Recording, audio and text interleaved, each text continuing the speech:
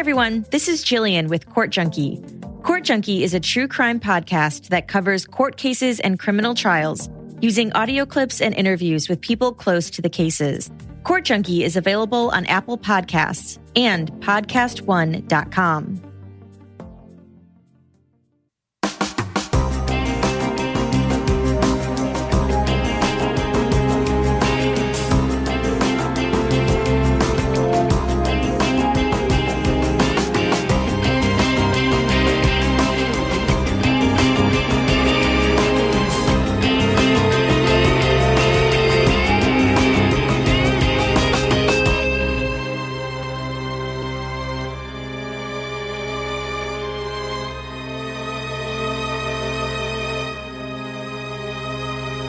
Hello, everyone, and welcome to episode 278 of the True Crime All the Time Unsolved podcast. I'm Mike Ferguson, and with me, as always, is my partner in true crime, Mike Gibson. Gibby, how are you? Hey, man, I'm doing well. How about yourself? I'm doing very well. Good. Much better than I was doing last week. Well, I'm glad you're not clumsy anymore. Exactly. So, fingers crossed. Let's keep that going. Yeah. Let's go ahead and give our shout-outs. For Patreon, I want to give a shout-out to Sandy Blaisley. We missed her last week. We said her name. I just didn't mention that she came out higher than our highest level, and I think that deserves a mention. Sure does. Thanks, Blaisley. We had Katie Foster. Hey, Katie. Lauren Campbell. What's up, Campbell? Taylor S. Hey, S. Samantha Miranda. What's going on, Miranda? Amy Nell. Hey, Amy. James Cooley jumped out at our highest level. Man, appreciate that, James. Sammy McKenzie. What's up, Sammy? Carrie Wooster. Hey, Carrie. Jane Seacrest. Well, Seacrest out. Megan Davis. What's going on, Megan? Kim Hunter. Hey, Kim. Christine Olean jumped out at our highest level. Well, appreciate that, Olean. Taylor Matta. What's going on, Matta? Clarissa B. Hey, B. Joseph Woodman. What's up, Woodman? And last but not least, Randy Corey. Well, thank you, Corey. And then if we go back into the vault, this week we selected Chris Pollard. Hey, Chris. So we appreciate the new support, the continued support. It's all amazing. Speaking of Patreon, we have an episode that we dropped just this past Saturday on George Zvek. So we're headed back to the 40s, New York City area to talk about burglar, rapist, murderer George Zvek, also known as the Aspirin Bandit. It's just a brutal guy. Yeah. And, you know, the aspirins come in his MO. We also have a new episode out on TCAT where we go to Italy to talk about Massimo Bossetti and the murder of Yara Gambirasio. You know, there were so many interesting facets to this case. It was said to have been the most extensive DNA testing program in Italian history. Such a good episode. I'm telling you, if you haven't listened to it yet, as soon as this is done, jump over there and listen to it. Yeah, it's in Italy. There are, you know, some tough names to pronounce, but the DNA journey to identify the killer is unlike, I think, any case we've ever covered.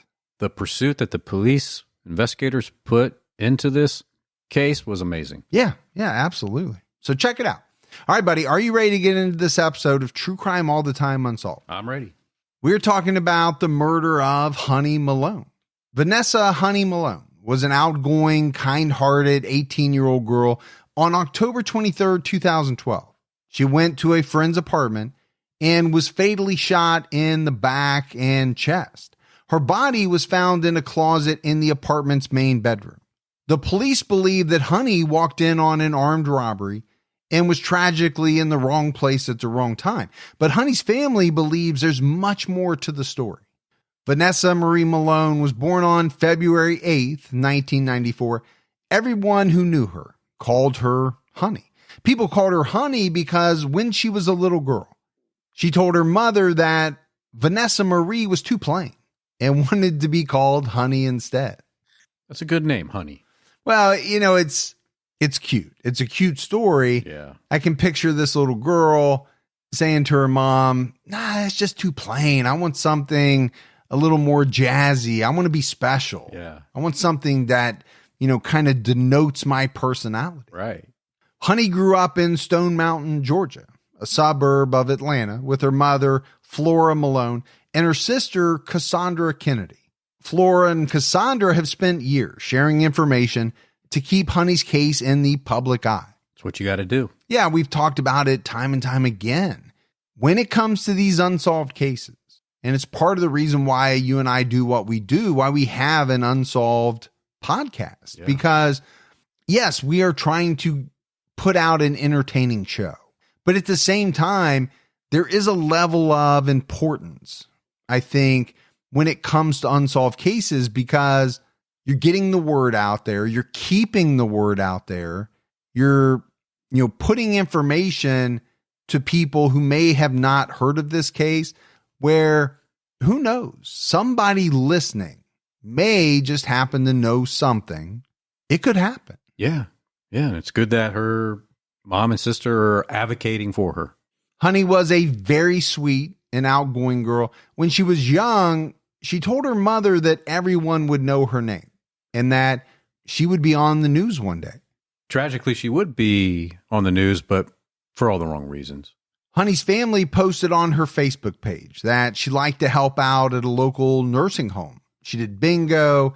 She helped paint residents' nails, and she just talked to them when they needed company. At the time of her death, Honey had plans to get her driver's license and was also saving up to go on a cruise with her sister. Definitely sounds like an outgoing young lady. Well, there's two things I'm taking away from this. Number one, it seems to me that from a very young age, she was a person who wanted to be someone. And by that, I mean, she had plans, she had goals. Yeah. She wanted to be on the news. She wanted to be maybe in the public spotlight or something like that. And number two, she was someone who was willing to give up her own time to help others.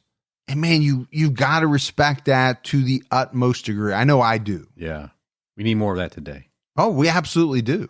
Flora Malone told NBC News that Honey could sometimes be naive. She was a sociable and outgoing person who loved talking to people. She was friends with everyone. Cassandra added to this statement saying, Honey had a smart mouth and could have said something too. Like if someone said, I'll shoot you, she'd say, do it then. Not afraid to speak her mind. Or stand up for herself. Yeah, I'm getting that vibe. I'm also drawing some parallels to my own daughters. Sometimes I see a little bit of naivete. I think that's pretty normal. Right. I also have one daughter that has a very smart mouth. Oh, yeah. She's quick. She's witty. Very witty. Can cut you to the bone sometimes. She's got me a few times. Yep. That's not hard. But yes, she has been able to do that. Cassandra Kennedy told Crime Watch Daily that Honey's friends were cool, but did what she called extra activities at their apartment. DeKalb police officer Courtney Brown, one of the first detectives at the scene, said that these activities were selling drugs and that there was high traffic at this apartment because they were selling drugs inside the apartment. The police believe Honey's friends sold marijuana and cocaine, and some of her friends did have criminal records. It was reported that she was friends with some men with nicknames such as Spoon, Mercy, and Yak. Okay. A lot of people have nicknames. Yeah. Some of them are more understandable. I don't understand those at all, but I wasn't in that group. So we don't know why they got the names they Nope. have. They could make perfect sense, but I have no idea. 18-year-old Honey Malone was murdered on Tuesday, October 23rd, 2012. It was a normal night. Flora Malone picked Honey up from her job at a dress store and drove her home. When they got home, Honey told her mom that she was going out. And she often went out with her friends. So, like a lot of us, Flora didn't think too much of it. Honey often went to a friend's apartment close to her house. She liked to play spades and hang out with her friends there. Okay, pretty normal activity for an 18-year-old. Yeah. Hang out with some friends. Play cards. I love spades. It's one of my favorite games. I've never played it. How could you never have played spades? I've never played it. Have you ever played euchre? A long time ago. Okay. We need to play some card games. Yeah. But I'm, viewing this as pretty normal, routine type teenager behavior. Now, we don't know what exactly is going on at the apartment that she's going to. If it was, in fact, a a high traffic area where cocaine and marijuana was being sold, Right. well, then obviously your risk factor goes up. Oh, for sure. Yeah. Flora did remember that Honey was very tired after work, so she thought it was a little bit strange that she suddenly wanted to see friends. Now, no one knows who exactly Honey was going to see, why, or how she got to the apartment where she was shot. Honey's mom and sister believe that someone either texted or called her to lure her to the apartment. Honey didn't tell her mom where she was going. She left the house, but then returned just a few minutes later. And she told her mom that she wanted her to know she loved her and that she would be right back. Well, that might be alarming for some parents, if your kid doesn't do that often or leaves and comes back a few minutes later just to say, hey, Mom, I love you. Well, her mom did tell papers that she thought it was unusual. Yeah. Now, did she think it was unusual at the time, or did she look back on it? Well, there you go. And you never know because it doesn't always say that in the reporting. I think in instances like this, where there's a tragic situation, I think a lot of things that people look back on that maybe at the time they thought were fairly normal or didn't think much about, now they're looking at those things in a different light because of what ultimately took place. According to CBS 46, Honey went to the Hampton Village Apartments on Tree Mountain Parkway, a very short distance from her house. Less than 30 minutes later, Flora Malone heard a loud noise that she later said sounded like gunshots or firecrackers or something. She said that she called Honey, but she wasn't answering her phone. Flora initially thought the loud noises were fireworks. She decided to call Honey to check on her. Cassandra told Dateline NBC, "My mom is like this. When she hears something like that, she always calls us to check in and make sure we're okay." It's not unique for a parent to reach out to their kid just to see if they're okay, out of just concern. No, I don't think it is at all. I mean, I'll tell you what, if I even get a spidey sense and I don't even know exactly what it means, I'll place a phone call in a heartbeat.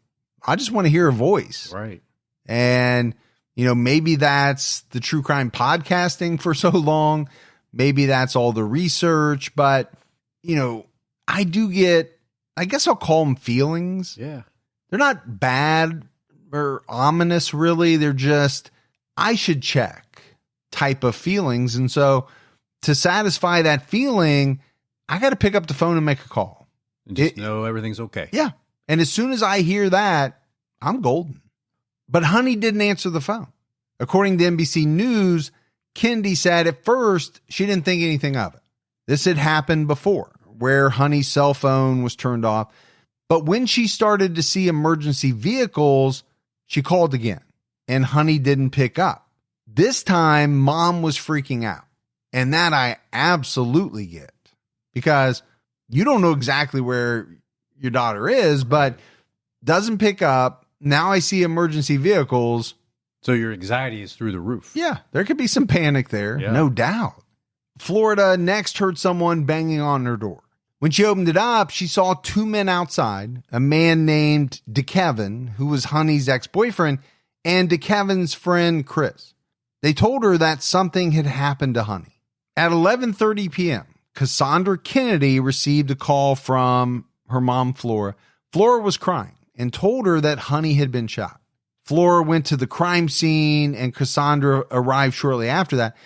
Police wouldn't give them any information, but Flora gave the police a description of Honey's appearance and the tattoo that she had on her hand, but they still would not identify the person who was killed. I mean, I know police have their protocol and things they have to do and process and all that. I'm sure Flora and Cassandra were just beside themselves. Yeah, I'm starting to think you'd have to tase me, because that yellow tape's not going to hold me. No, you're going to go through that door. Yeah, no doubt. If I truly believed, or if somebody had told me that something happened to my daughter, right? Yeah, you're going to have to tase me, pepper spray me. Get about 4 officers on you to hold you down. Yeah, I just think I'd have a hard time complying. Yeah. not knowing. I just can't stand around until you tell me yay or nay. Honey Malone was found dead in a closet at the Hampton Village Apartments. Public Information Officer Shiera Campbell told Dateline that Honey was shot in the back, then put in a bedroom closet, and shot a second time in the chest. Honey Malone died there at the crime scene. The police spoke to the living victims at the crime scene and learned that a group of masked gunmen kicked in the door before Honey even got to the apartment. There were somewhere between 3 to 6 armed robbers in the apartment. The exact number has never been publicly confirmed. A little strange, but we'll talk about that later. These robbers tied up 2 apartment residents and put them in the bathroom. The couple living in the apartment told the police that they were lying in bed when men dressed in all black, holding handguns and shotguns, kicked down their door and entered their apartment. The victims claimed they were beaten and tied up with a belt and an electric razor cord. The man living in the apartment said that the intruder stole his wallet, then tied them up and put them in the bathtub. The woman told the police that she heard Honey enter the apartment after they were tied up. Honey screamed, and then there were multiple gunshots, and the intruders left after this. The couple in the bathroom waited, untied each other, and escaped. Again, it seems a little strange that they survived this ordeal and Honey didn't. Yeah. And I mean, if we're talking about, the strange meter, who has entered the apartment. You hear this person scream, but you run out without checking on her. Does that make sense? Does that not make sense? Are you so fearful for your life that you're not thinking about anything else? I'm just trying to weigh everything. Do you not know exactly where the gunmen are or where they've, whether they've left the apartment? I don't know. I guess we'll have to measure the strange meter, as we move forward through this episode.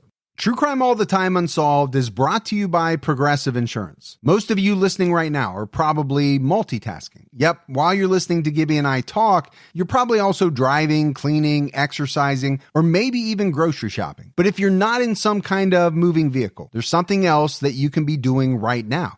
Getting an auto quote from Progressive Insurance. It's easy, and you could save money by doing it right from your phone. Drivers who save by switching to Progressive save over $700 on average. And auto customers qualify for an average of 7 discounts. Discounts for having multiple vehicles on your policy, being a homeowner, and more. So just like your favorite podcast, Progressive will be with you 24/7, 365 days a year, so you're protected no matter what. Multitask right now. Quote your car insurance at Progressive.com to join the over 27 million drivers who trust Progressive. Progressive Casualty Insurance Company and Affiliates. National annual average insurance savings by new customers surveyed who saved with Progressive between June 2020 and May 2021. Potential savings will vary. Discounts not available in all states and situations.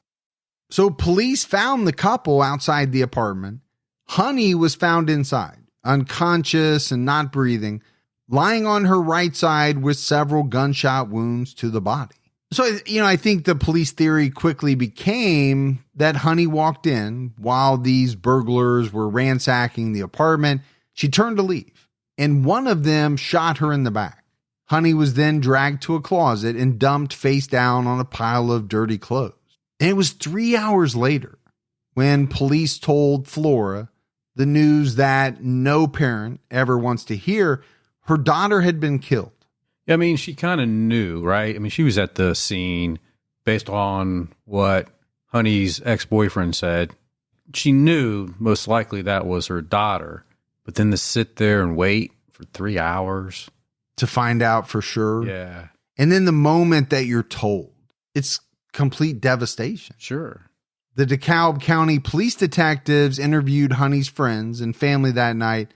Sergeant Lynn Schuler, the lead detective, spoke to the victims and analyzed evidence. At the crime scene, there were 9mm shell casings found inside the apartment. Detectives found shoe prints on the door that showed where the gunman kicked the door in. Then there were more shoe prints in the gravel outside the apartment. There were also drops of blood outside, but it was determined not to be Honey's blood. One neighbor saw the suspects flee the apartment. This neighbor said that there was a confrontation between the suspects and someone else. We don't know who or how many, but one of the men was shot in the leg. The neighbor said that they saw someone helping a man into a car. So police contacted all the hospitals in Atlanta and surrounding counties. Nobody came in on the night of the 23rd or the next day with a gunshot wound to the leg, meaning the suspect either traveled out of state or had the wounds treated at home. Well, if you want to avoid the police, you're probably treating it at home. Yeah, I think just by watching movies, we've learned that if you're trying to avoid the police, the last thing you want to do is go to the hospital with a gunshot wound. Right. That's like the biggest red flag there can be. That's why I always go to a veterinarian. Yeah. Honey's murder was considered a botched armed robbery. The police said that she was in the wrong place at the wrong time and had possibly walked in on a drug deal gone bad. When asked about a possible motive to kill Honey, Officer Courtney Brown later told Crime Watch Daily, collateral damage. She saw more than what she needed to see. They were there to do a drug transaction, either buy some drugs or sell a large quantity of drugs. And while in the midst of doing that drug transaction, Honey walked in and she saw too much. Honey's cell phone was eventually found about half a mile from the crime scene. The phone stayed in that spot until the battery died. Sergeant Schuler said that he believes the phone was stolen because phones are easy to resell on the street. But Honey's family doesn't think that that was the motive. Honey's mother responded to a Facebook comment in March 2020 and said that they do not know if the police still have the phone or not. Flora has said that she didn't know who would want to kill Honey or why. She was a small girl who couldn't defend herself from an attacker. She didn't drive a car, and she didn't have many valuable items to steal. Flora doesn't know what information Honey could have known that would give someone motive to shoot her.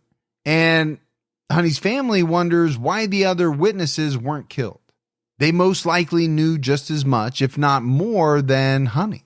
Yeah, that's a good question. You know, if you're going to kill one, why not everybody else in the place? Well, if you're sticking with the police theory that she was killed because she walked in on a botched robbery, a drug deal gone bad, something along those lines, then I agree with you. If these people are willing to kill Honey, why would they leave the other two people who they have to believe witnessed just as much or know just as much about the situation? And if they knew who those individuals were, now know that they were the person that murdered Honey. Yeah. So even more reason to get rid of them. Well, and I envision a scenario where you could make the argument that the two people tied up were much more likely to have known who these individuals actually were than Honey. Sure. So obviously, Flora is not buying the walked in on a situation and was killed theory, based on some of her comments and all of that. And it's not just Flora. I think Honey's entire family doubts, kind of the police's belief that Honey just happened to walk into the apartment in the middle of an armed robbery. Cassandra told CBS 46, they drug a trail of blood of my sister on the carpet and put her in the closet. You don't take the time to do that if it was just a random robbery. That's not a thing. No one was pistol whipped. Nobody was stabbed. Nobody was hurt. Again, a very valid point. You're going to shoot somebody in the back, drag them all the way back to the bedroom, put them in the closet, shoot them again to kill them, but not touch anybody else before you leave? Interesting. Yeah, interesting, strange. At the very least, there's a lot of questions. In an interview with Dateline NBC, Cassandra said, I don't believe it was a robbery. The only thing that was stolen was Honey's life and her cell phone. I assume someone called her over there. She had told my mom she was tired when she was picked up from work. Why would you choose to leave the house if you're that tired? Another good point, right? I mean, we've all come home from work exhausted. You know, when you worked in, the second shift, you come home, you're tired. All you want to do is just get in bed. So it's going to take something really important to have you decide to go out. So is it because you want to see somebody, or is it because a threat was made? If you don't come over, we don't know. No, we don't. CBS 46 crime scene investigator Cheryl McCollum said, "Why would Honey be the only one hurt in that apartment? No one else was even slapped, but she was shot twice, and her family deserves to know why." Honey's family believes she was lured to the apartment to silence her because the killers thought Honey knew or saw something, and she was going to report them. Flora pointed out that it wasn't like Honey to just walk into a very suspicious scene, and the door had already been kicked in. When she got to the apartment, Cassandra Kennedy believes that the home invasion was just a setup to get away with killing Honey. Yeah, I think if anybody walked up to an apartment when the door's been kicked in and you seen people ransacking the apartment, I think you probably wouldn't even put a foot in the door. But even if you put a foot in the door, I think you turn around and get out of there as soon as possible. It seems like she stepped into the apartment, then turned around and got shot. I don't know if most people would even go into the apartment. Yeah, I'm with you. The problem that police had was that potential witnesses refused to cooperate, and the case went cold. Honey's Facebook page was set up on Friday, October 26, 2012.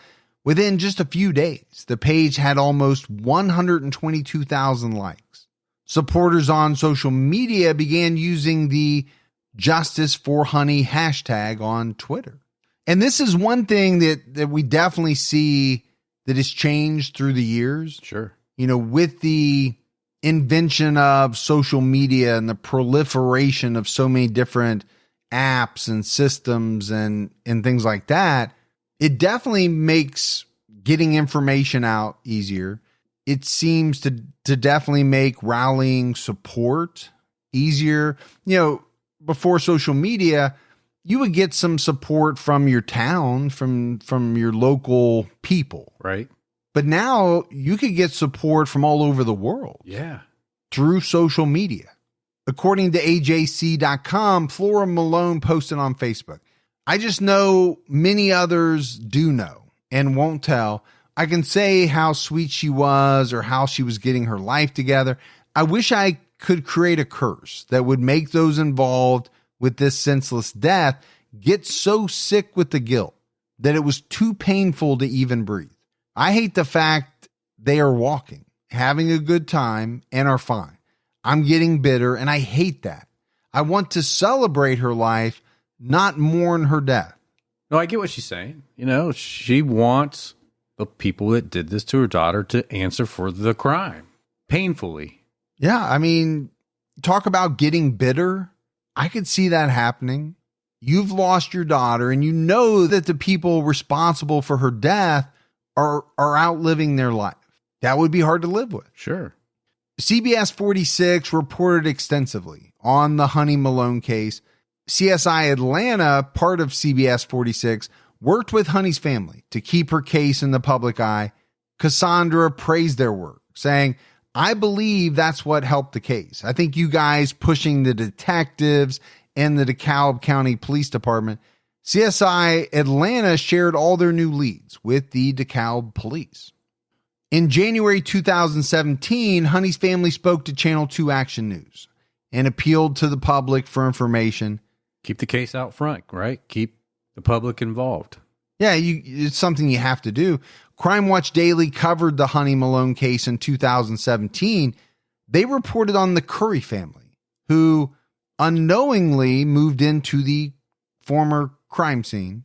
They hoped to just move away from the busier parts of Atlanta and live somewhere a little more peaceful. After they moved in, they noticed a trail of red stains on their carpet. The stains went from the front door to the dining room to the hallway and into their bedroom closet. When they asked the landlord about it, the landlord told them it was fruit juice.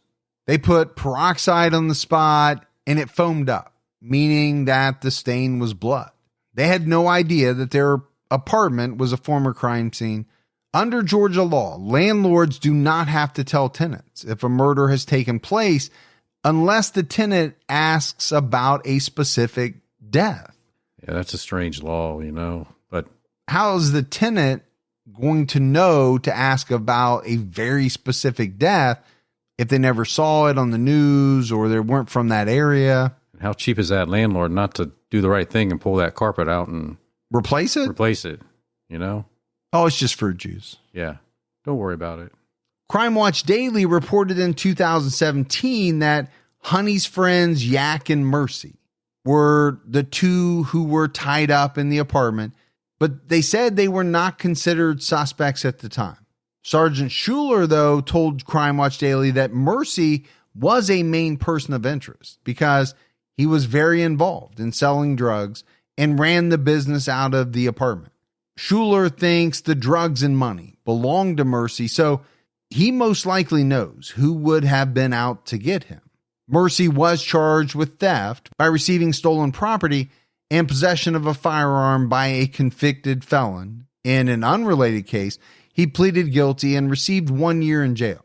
Yak pleaded guilty to violating the Controlled Substances Act and tampering with evidence. So we're revealing some more information. I think early on we were a little dubious of this situation, these two individuals being tied up, but not being harmed. And it wasn't just us, right? Right.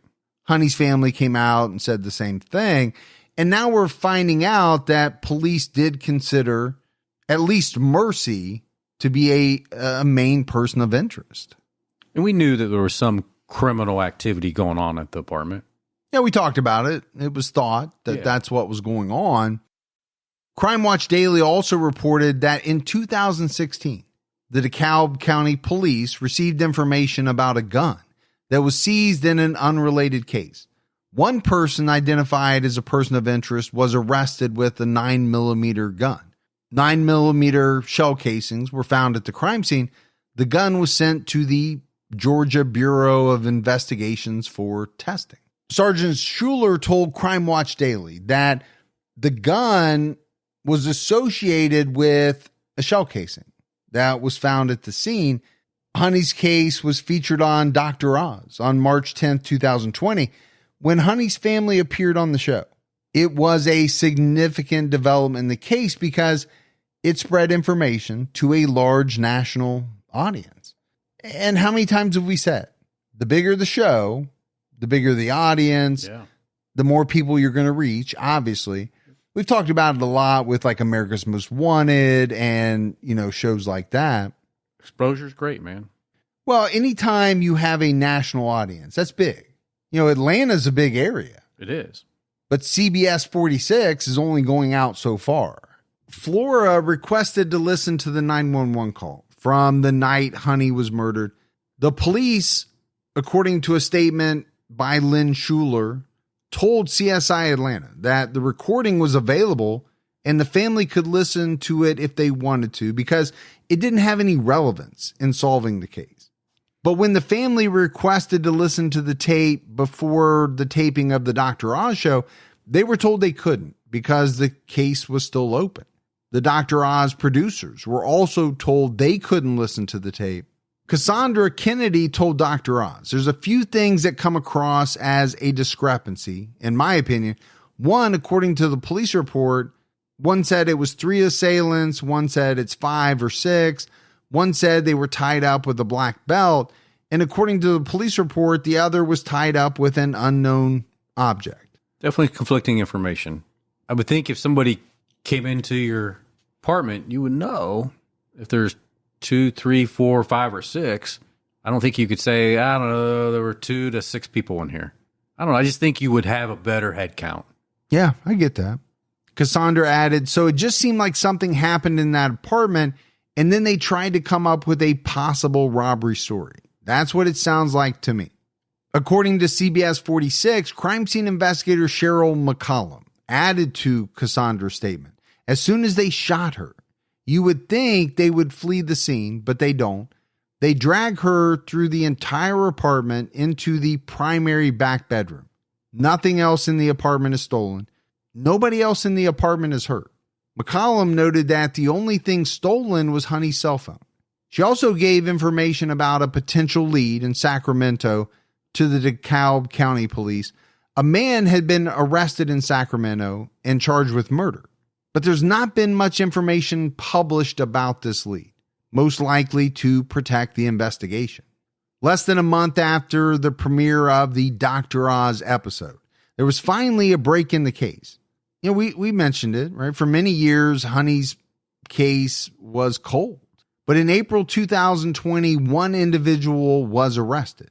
On April 3rd of that year, 34-year-old Donald Ashe was arrested in Stone Mountain, Georgia. He was charged with second-degree murder and concealing facts.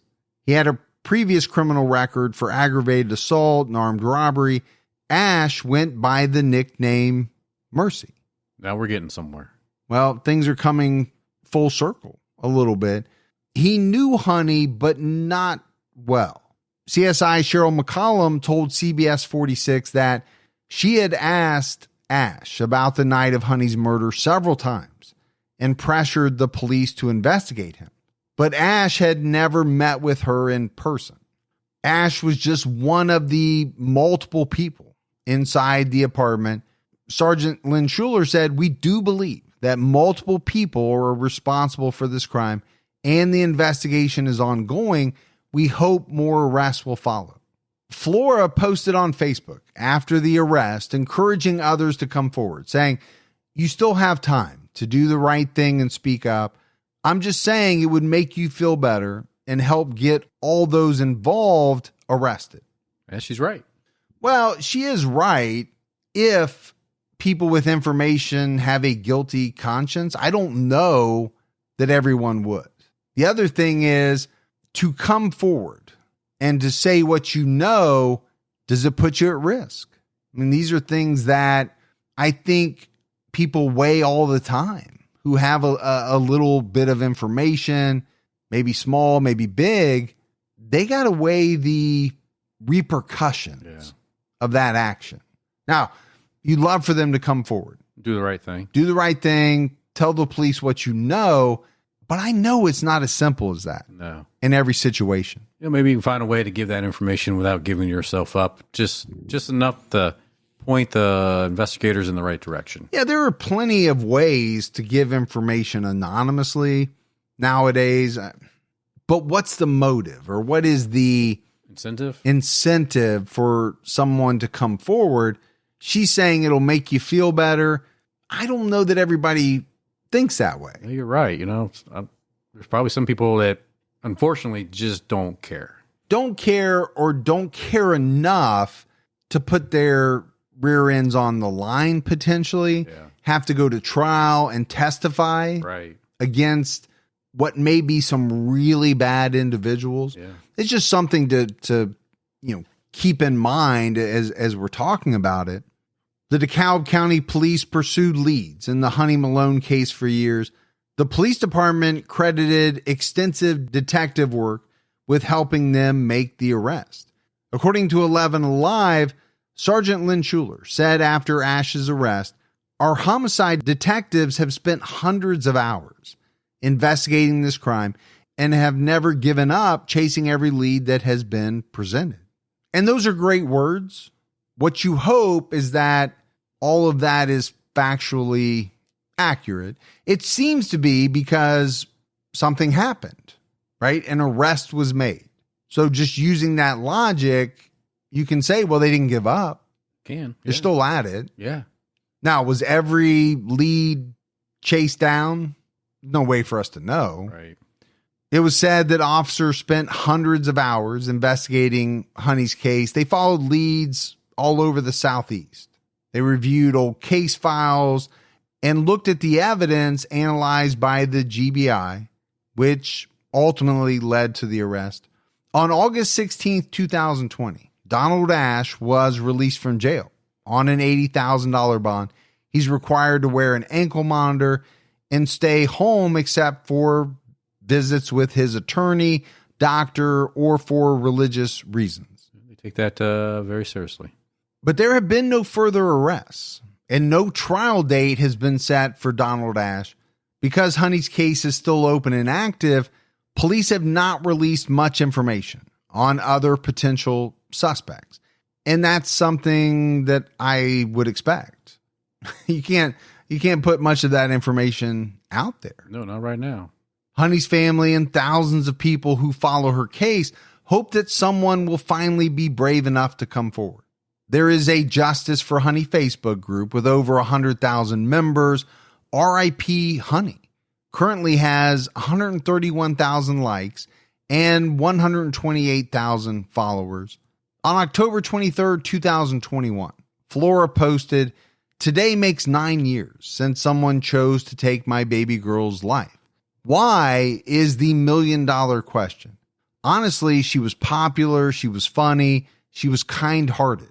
Everywhere we went in DeKalb County, everyone was always speaking to her saying, 'Hi, honey. Hi, Vanessa. Hi, Nessa.' I was always like, 'Is there anyone who does not know you?' And she would laugh." Yeah, you can see that, right? Just popular. And she sounds like a person that people wanted to be around. Flora also posted that Donald Ashe has had 4 bond hearings and that she's reached out to him, but he has refused to speak with her. One recent status update was posted on July 28th, 2022. It read, "This is the arrest details of Honey's case. She was murdered October 23rd, 2012. An arrest was made on April 2020. The man is out on bond, freely running the streets. As of today, there has been no trial date set. When asked, we are told COVID set the DeKalb County court system back by more than a year. For those who know any piece of what happened, please speak up. It doesn't matter why you have not so far. Just grow a heart and tell what happened. We just want the truth on why Honey is no longer on this earth. Our family misses her deeply, and she didn't deserve to be gunned down by a coward. She was no threat to anyone." And it's not just DeKalb County, right? COVID has had a major impact on the courts, I would say all around the world, probably. Yeah. Definitely in the United States. We know that for sure. Major impacts. Based on cases that we've covered. But it's tough for a mother who wants answers to have it drag on so long. And you can tell she's very unhappy with the fact that this Ashe person is still out free. She's bitter about that. I mean, you can just tell it by her writing. Sure. And I don't blame her. So Gibbs, as we wrap up this case, Honey was only 18 years old when she was murdered. She would have turned 28 years old this year on February 28th. We say this a lot, but she was a girl who had a lot of potential. So much life ahead of her. What we do know is that her future, her life was taken from her by, so far, unknown individuals. Flora asked people who follow the Facebook page to do a random act of kindness because that was something Honey liked to do for others. For me, and I think probably for a lot of people listening, we hinted at it early on. There's a lot of suspicion surrounding the 2 individuals who claim to have been tied up in that apartment. Right. That's no secret. One of them has been arrested. Sure. We don't know the details of what's going on with the other person because, as in a lot of unsolved cases, the police keep that out of the press. They don't let that information out. So really, for me, it comes down to, were there masked intruders or not? Did these masked intruders, whoever they were, shoot, kill Honey? Or were there no masked intruders at all? And these 2 individuals, one of them being Ashe, staged it all. Right. And really had something to do, or were the main drivers in Honey's murder. mean, I'm not pointing the finger at anybody. I'm just saying, to me, it really comes down to one of those two options. Yeah, and remember, Mercy and Yak were tied up in the bathroom, but found a way to get loose before the police got there. So nobody knows if they were really tied up at all. Oh, that's a good point. And I go back to my earlier statement. If you knew that an acquaintance or quote unquote friend was in the apartment, you heard her scream and you heard gunshots, you just run out of the apartment. You have no concern for that person's well-being. Right. That really struck me as being odd from the get-go as we were going through the story. I think we'll find out, at least as it pertains to Donald Ashe, when it's all said and done, what police have on him. But we're going to have to wait because it's dragging. Yeah, got to wait for that court date. But that's it for our episode on the unsolved murder of Honey Malone. How long will it be unsolved? Hopefully not too long. Yeah.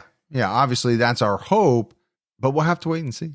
Yeah. We got some voicemails. You want to check those out? Let's hear them. Hey, Mike and Gibby. Randy from Minnesota again. Long time no call, so I figure I'd call in and say that I'm still listening, still going strong, and I appreciate everything you guys are doing. You guys have gotten me through divorce and trying to get through all that stuff and moving, and it's a big process, and you guys really keep me in tune with the rest of the world. And it sounds probably goofy as hell, but hey, it works. I appreciate it, and I've gotten you guys a whole bunch of listeners, and I love it. I enjoy you guys, and I hope you guys keep doing this for a long time. All right, thanks. Have a good one. Bye. Man, that's awesome. We love when people get us more listeners because we can tell you really enjoy the podcast. Yeah, it means a lot, and we haven't heard from Randy in a while, so good to hear from you, brother. Hey, Mike. Hey, Gibby. This is Jesse from Atlanta, Georgia. I also happen to be from Dayton, Ohio, and a proud Patreon member. I just wanted to drop you a line real quick to suggest an unsolved case for you, and that would be the case of Tamla Horsford in Forsyth County, Georgia. I think it has a lot of interesting aspects that you guys might find pretty fascinating. So I'd love to hear it on the show. Thanks for everything you do. Stay safe and keep your own time ticking. DAY in the house. Well, and I just was thinking that this case is in her neck of the woods now. Yeah, that's true. So that case she just mentioned sounds very familiar to me. I know that you and I have not covered it. Yeah. So we'll look at that. But for some reason, the name sounds so familiar. We'll have to check it out. Yep. No doubt. Hey, Gib. Hey, Ferg. It's Minnesota Mylene. I just got done listening to the Raker sisters and wanted to give you guys a little bit more information about St. Cloud. It's gotten really, really bad these past couple of years. You can park your car in your driveway right next to your house and come out and all your stuff will be stolen. Crackheads will walk up to your door and pound on it, insisting that they live there. People get kidnapped from the Walmart. Avoid coming to St. Cloud at all costs if you can, if you value your safety. Makes it a little harder to keep your head on a swivel, but we do our best out here. But I just wanted to comment on St. Cloud because I have personal, unique, and slightly terrifying information about that. I am 100% Team Gibby. Sorry, Ferg. Every time I hear about Gibby, I picture the iCarly dude lifting up his shirt and wiggling around his fat, and it just makes me laugh. Thanks for everything you guys do. Keep your own time ticking.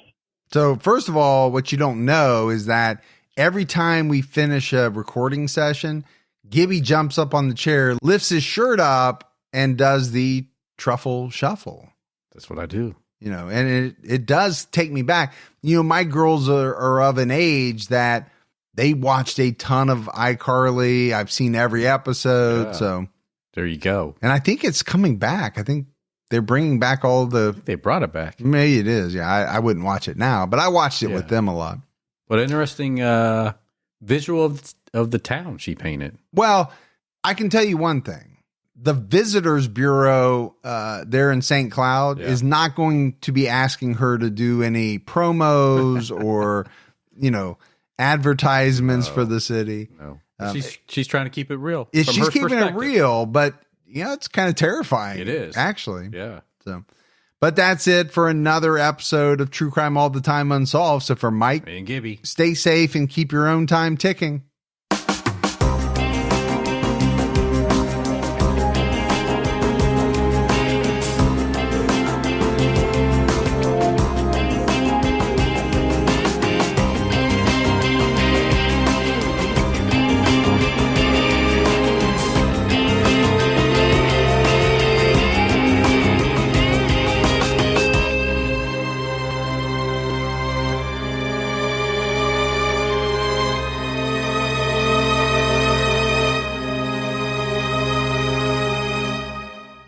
All month long, the biggest movies are streaming free on Pluto TV's Popcorn Summer Movies. Watch star-studded blockbusters like Titanic and Transformers: Revenge of the Fallen, or fall in love with charming rom-coms like Hitch and How to Lose a Guy in 10 Days. The best part? Pluto TV is 100% free. No credit cards, not even a sign-up. Plus, Pluto TV has hundreds of channels with thousands more movies, TV shows, and more. Download the Pluto TV app on all your favorite devices and start streaming now. Pluto TV. Drop in, watch free.